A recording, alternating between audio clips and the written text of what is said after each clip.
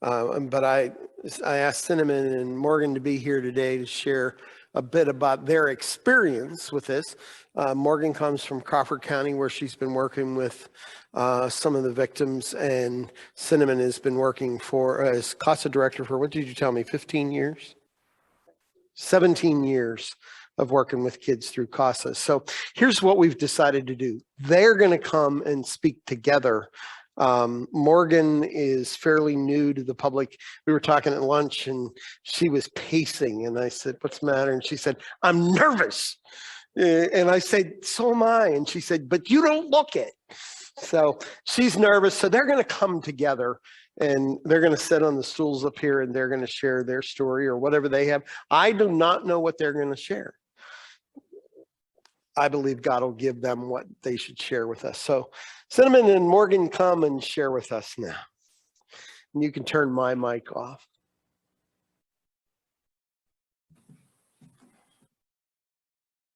Am I going to stand?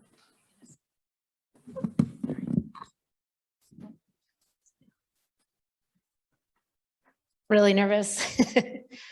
My name is Morgan Tingwall. I work for Women's Services as a peer support advocate, and I work at Center for Family Service as a housing counselor.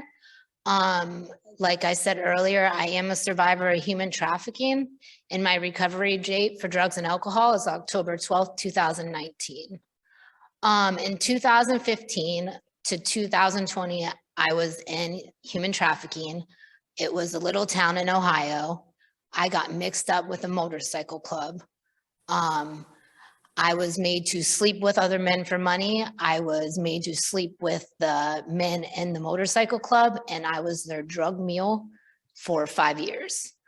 I would go over state lines with their drugs. I have misdemeanor and felony charges due to carrying their drugs.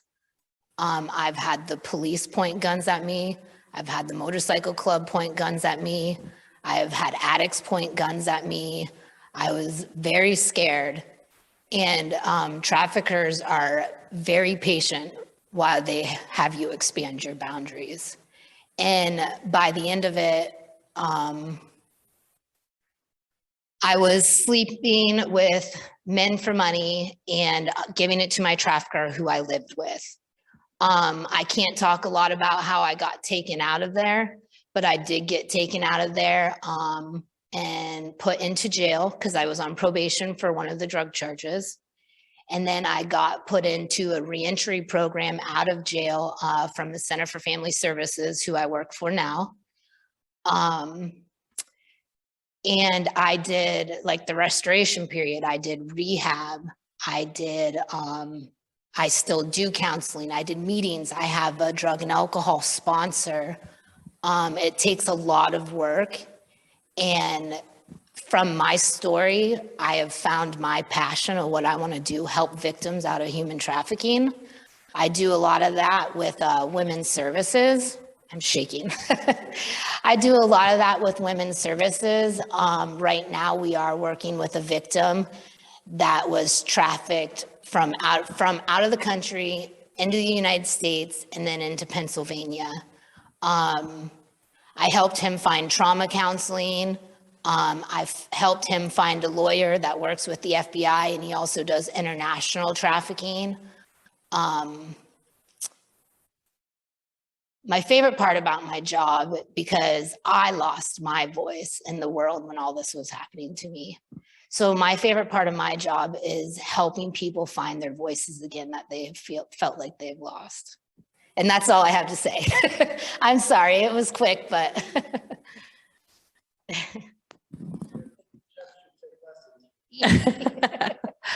Hi, everybody. Well, I think we should give her a round of applause for her sobriety. Congratulations. Jeff said my name is Cinnamon Evans. That is my name on my birth certificate. Well, not the Evans part, it actually says Holt, but I'm still one of those people say when you get married that you like lose your maiden name or lose being a Holt. And I'm like, no, I'm always a Holt, I'll always be a Holt.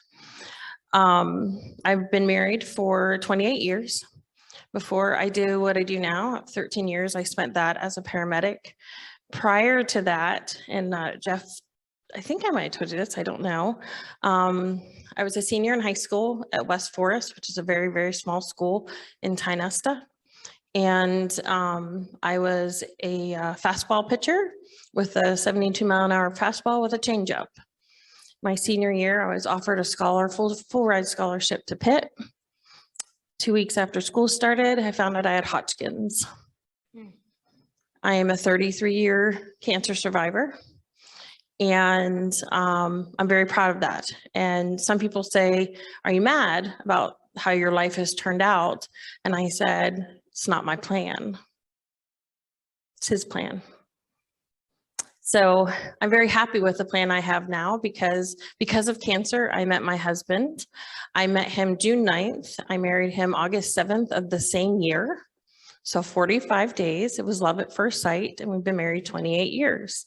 We have 2 beautiful children who are 25. Oh boy, I don't know when that happened, and 22. And I am blessed that they have not left the area.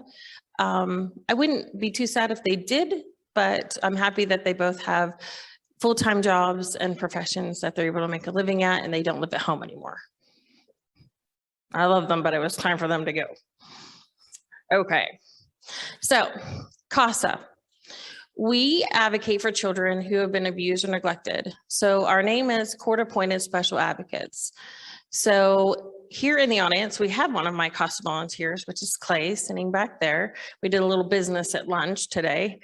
He just got assigned a new case. We advocate for the children who don't have a voice.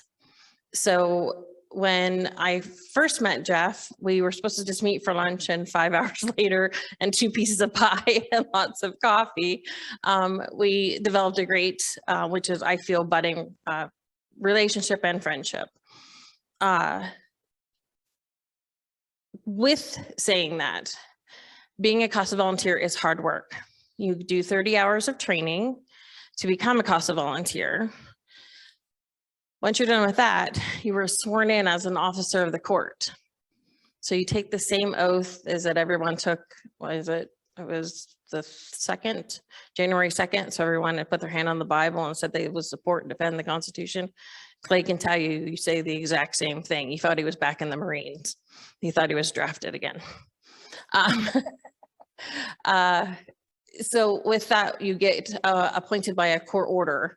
The judge appoints us to certain cases. We get the worst of the worst cases. Now, I'm going to be honest with you. It was brought to my attention. I had hired a new employer. Her name was Joanne. Unfortunately, she had got COVID and isn't able to come back and work for me. So we're looking for someone, anybody.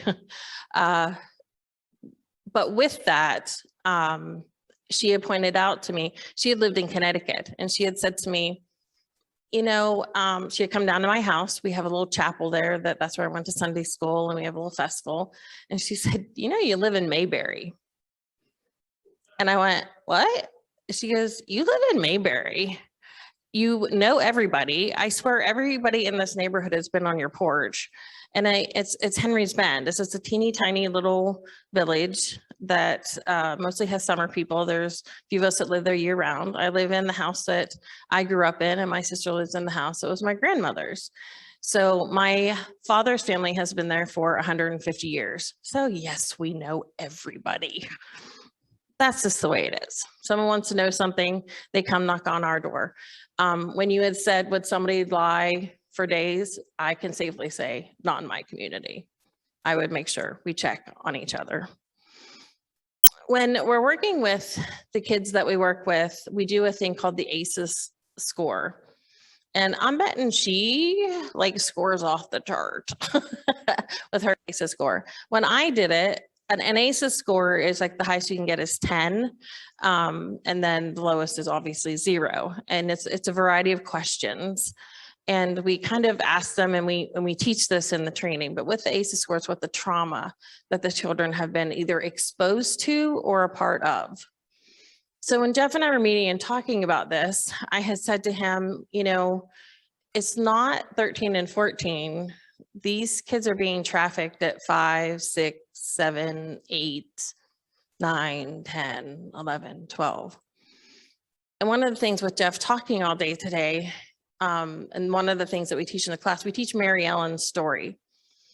And it was the story of how the child abuse laws came into care or came into fruition. And with Mary Ellen, she was owned, and people still feel that their children are a piece of property, or that a human is a piece of property. And we need to change that mindset. I don't know how we change that mindset, except for just talking about it over and over openly and being open-minded when we do talk about it. We had a young lady, she was 8, and she had been in the foster home that she was in. It was an awesome foster home for about 3 weeks or so. Excuse me. And her casa, Sandy, I got a phone call from the foster mom, and she was like, I don't know what to do. I don't know what to do. She just disclosed like all of this. And we call it word vomiting. She just basically spewed everything out, but not to her, to her husband. He was tucking her into bed, asked her what a story, and she says, I have a story to tell you. And she told so much stuff. It was unbelievable, with such vivid detail. It shook them to the core, to the point where we actually drove to their house at 10 o'clock at night to help them. She was already sound asleep. She word vomited and right to sleep, but they were all very shaken. And so we talked with them, and what would our next steps be? With our kids, trust is huge. It is paramount. And I can't tell you this enough, and Jeff has stressed it, trust is huge. When you start building that relationship, it's going to take a while if you know someone that's with this. This did not happen. It happened probably within 8 months, but she trusted the foster father because it was the mother that was taking her out, and she was pimping her out to buy the drugs. No one wanted to have sex with mom. They wanted to have sex with something younger. And they kept her in a dog crate. That's where they kept her. And that's where they fed her. She withstanded the forensic interview. She gave such vivid details. At first, they didn't believe her, so they did a second one, and she told it verbatim what she had told the first time. She had committed it to memory. She knew it was wrong. And I think maybe in the back of her very young mind, she was hoping someone would or somehow save her. She told a teacher what was happening to her. The teacher called Childline, and that's how the child came into care. The child couldn't be with the father because the father wasn't strong enough to stand up to the mother, and they were not married. That doesn't mean that the child couldn't have stayed with him, but he just wasn't, and he knew she had beat him down so much that he couldn't care for her. And that was heartbreaking for me, that, a parent didn't feel, and we tried to give him as many options as we could. When we do what we do, we work towards reunification is the law and is the goal when we first get these cases. And you're going to say to me, okay, I don't understand how someone that's doing this to their kid, how we should reunify them, with that child, with the children, or if they've beat them, or if they've starve them, or if they haven't taken care of a baby and they shook them. How do we work towards reunification? I don't write the laws, I just follow the law. Now, the judge does have some discretion. At 12 months, he can change the goal from reunification to either adoption. There's always a concurrent plan. I forgot about that. Sorry about that. There is a concurrent plan with reunification. The reunification is adoption. Now, in the state of Pennsylvania, they just passed new legislation that now when the CYS goes into the home, if they get a call for something, they're supposed to try to keep that child in the home because they feel it's more traumatic to move the child than it is to keep the child in the home. I disagree. I wholeheartedly disagree. I have told everyone, I disagree. I'm telling you, I'm telling my friends on Zoom, I disagree. There are times, yes, it might not have been that we could put services in place, but they're not going to be there the moment we all walk out that door. So I always think about that. Someone also says to me, with Cost of Volunteers and our program, I'm on 24/7 because child abuse doesn't stop at 5 o'clock. It doesn't, that's actually when it gets going. When the pandemic hit, and I had told Jeff this, when the pandemic hit, I immediately got worried because now we had abusers that had a way to keep not only children, but wives, spouses, other relationships within that group. Children who are in foster care from the age of 14 up, from 14 to 18, they can fall into this human trafficking because they're usually put in residential treatment facilities. It is very difficult. I know Venango County is having a hard time placing children over the age of 14 in any homes, to the point where my husband said, well, we got an empty bedroom. I said, I wanted a dog. Okay, so just, well, we're looking at one. Precious Pod's supposed to be getting some from Texas. So, but with that, those are the children I worry about the most. The ones that are from 0 to 14. I know we have really great CASAs, and we put CASAs. We have great CASAs on all age groups. The young man that Clay is going to be advocating for is 14 years old. I told him, I said, I think he's a great young man. And I've spent time with him. I have spent time alone in a car with him. I did not fear for my life. I didn't fear for anything. So I'm gonna tell you a quick story, and Clay can use this when he meets him.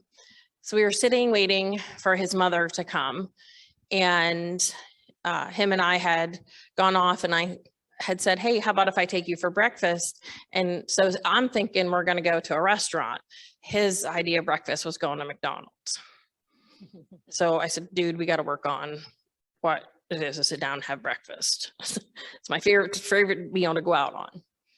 So we're waiting for his mom, and he looks up in my car and he said, huh, you don't look handicapped.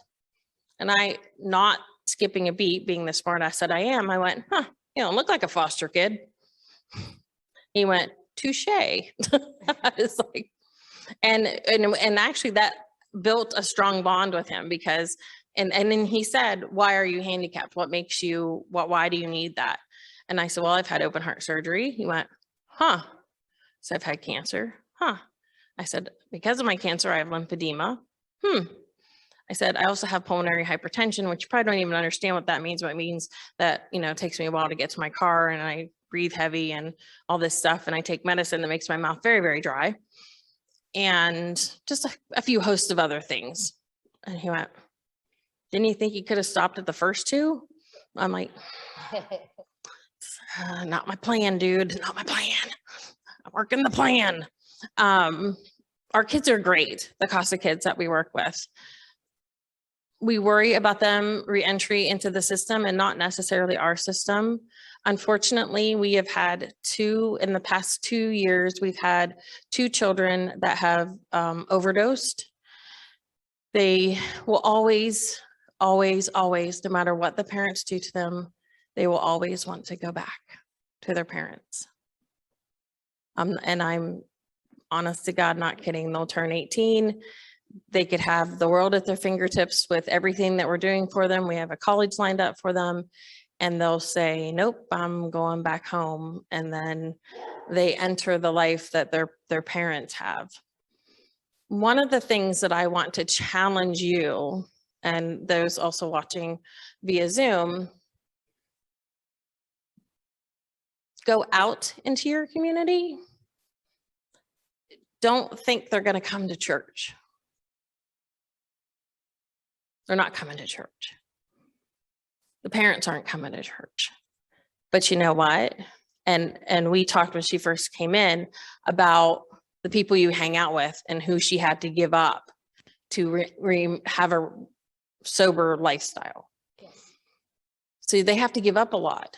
But if we don't give them the right people to talk to and to spend time with and to see what and how we can help them, how do we expect them to succeed? Right? So these two young men that went back home to their parents, they didn't go back home to a community that they went to church and things like that. They went back home to living hand to mouth. But some of us, and my dad, and you can dislike me when I leave here, or you can like me a lot. My dad never went to church. He unfortunately died at the age of 57 in his sleep. I truly believe my father is absolutely in heaven. He was a good man. He did a lot for his community that we lived in. He did a lot for the little chapel. He just really wasn't one. He said, I just want to stand in the back and have no one notice me. And I'll listen to the sermon, but I just don't want to have to shake anybody's hand. And I really don't want to have to sing those hymns. If we could just get past all that, I will go. And of course, we couldn't get him to go.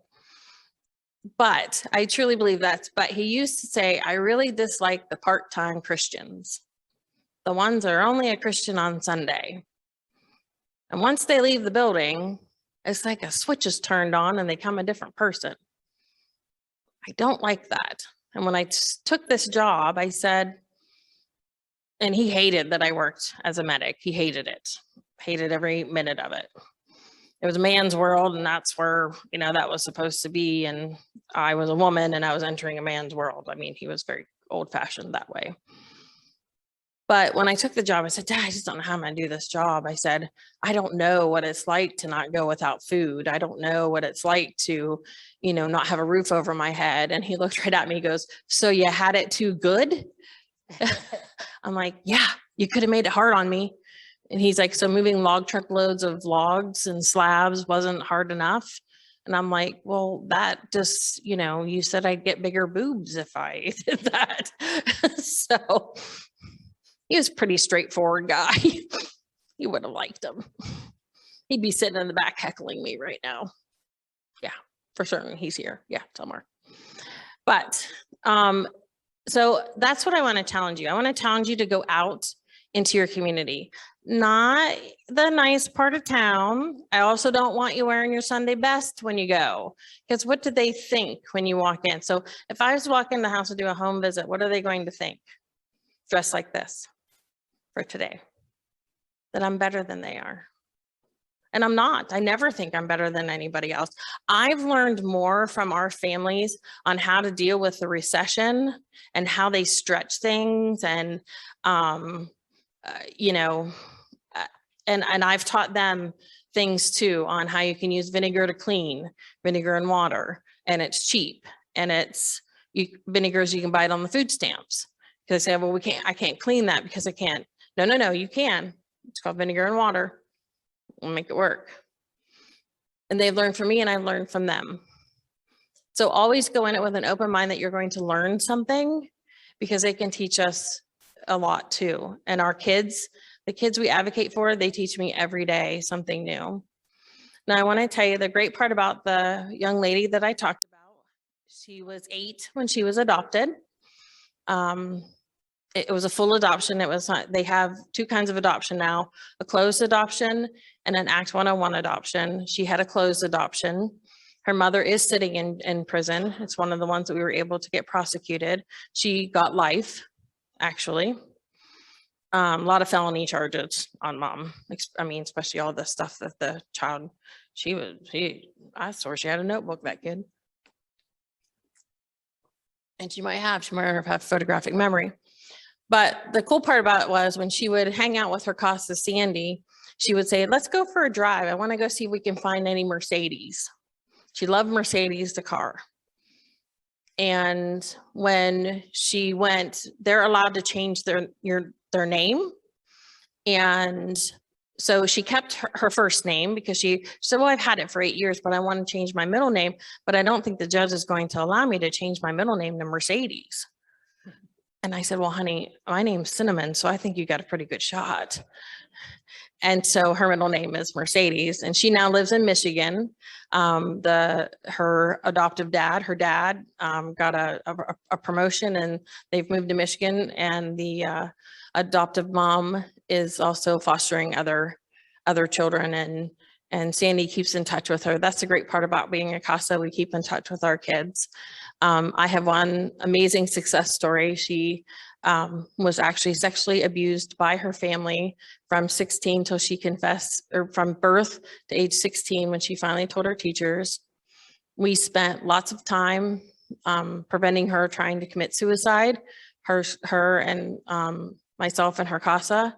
There was one night in particular, it would have been a night like last night with a lovely wind, and she decided to go to the Veterans Bridge in Oil City, and she was going to jump into the water. Well, I was cold. I'll be honest with you. So I'm standing there and I'm like, I'm shivering, I'm cold. And she's like, I'm going to jump. I'm going to jump. And I'm like, jump. Will you just hurry up and jump? The boat's down there waiting for you. Just hurry up and jump. I'm going to tell you right now, if you jump right here in this swill, you'll stay down there and you won't come back up. And and of course everyone's like, oh, she's going to jump. So I just told her to jump. And so she looked at me and she goes, you don't care if I jump. I said, oh, I care if you jump, but I'm really cold. So we need to make a decision here. We're either going to go back, and we're going to talk this through, or you're going to jump. You got 2 minutes to make this decision. She's a nurse in Texas and just had a baby boy and is married. So sometimes the Lord works in great and mysterious ways. And I think with all of you thinking about what I've told you, go into your communities, not the part that, and go on a weekend. You don't have to go on Sunday. I don't believe there's a law anywhere in the Bible that says we have to do everything on Sunday. We should be able to go and worship and do whatever we need to do. There's little parks in these areas. Meet up with them. Don't think you're better than them. So that's kind of my spiel. If you want to learn more about CASA or anything, I do have some business cards. I'm always recruiting volunteers because we need really great people. Unfortunately, there is no CASA in Clarion. In the state of Pennsylvania, we are our own 501c3s, and if your president and judge allows it to be, because he's signing the court order appointing, then that's how your program stays. But we also, some counties can't afford the program. I do not make millions. I have a lovely husband that has a really great job that allows me to do my passion and to do this work. So I think that's all I have. Trying to think, anything else? Let me check my notes. He says comments, kids trust. Oh, a book. I do read, but not nearly as much as Mr. Reedy over there. So there's a book called What Happened to You. Now I'm going to tell you, I'm not really much for the Audible books, but I have a very dear friend that actually lives in McKean County over in Kane. And so it's a 2-hour drive just to get to her house. And the book is called What Happened to You. And it's Dr. Bruce, and I don't remember his last name, but Oprah Winfrey. God, I thought my grandmother just entered right there. She always called her Oprah. And it's an awesome book to listen to, because as they go back and forth in the book, and basically what I did is I listened to the book and I highlighted. I've got Post-it notes all over this book, and we are adding a line to our court reports. What happened to the parent? We need to know, because sometimes what happened to the parent will trickle down to the child. So what happened to you? What got you to where we are today? I know that I don't have it in front of me, and I apologize. It's Dr. Bruce, and I can't remember I want to say Perry, but I think that's wrong. And it's Oprah Winfrey. If you just look at the book that says What Happened to You, and if we probably find Oprah Winfrey, you'll be golden. I'm sorry, what? I was right, Bruce Perry. Look at that. Wow. Wonders will never cease to amaze me.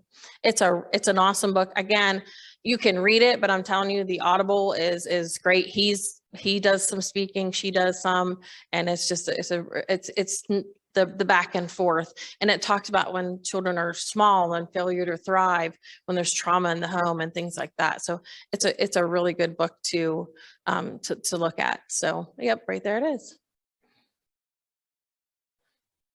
Thank you up there, Mr. Yeah. All right. Thanks. Are you jumping to the, no? Okay.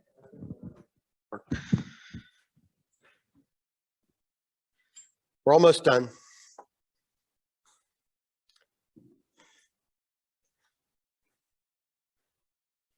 And I promised that the last video segment, and I wanted to use a couple slides to introduce that. It's coming. I just wanted to say that one of the questions that we frequently ask is, why don't they get out? I was talking about this with my barber, and they said to me, well, why don't they just get out? Well, that's a great question. Oh, there's the book. I already ordered it, by the way. Yeah, that's how I buy. Yeah, that's how I buy books. But you know, even why don't they just walk away? And it's a question we get asked all the time. The door can be open, door to the house or wherever they can, and yet they don't walk out. Here's what we can never forget. Why don't they get out? Where do they go when they get out? Many of us would say, well, they can go back home. Where were they? Many of them end up vulnerable because of the situation they were in before they were trafficked, or decisions or places. And I can tell you, I spent two and a half years working. First, I spent 6 or 8 months working with sex abuse victims in a residential treatment facility. And then I spent 2 years working with juvenile sex offenders. My last offender was a 12-year-old with 13 known victims. And I was reading case histories of our victims that were on campus, and one of them had been trained to have sex with a dog at 18 months old so that they could take pictures because they were sellable. So I could tell horror stories after horror stories, but we wouldn't want to send our kids back to those homes. And what Cinnamon said about they want to go home. You know, what do we want? We want to be loved. We want to be cared for, and we know that it should be at home. But that often is not the case. We have to make sure we're dealing with reality. And as you heard me say earlier, perception is often reality.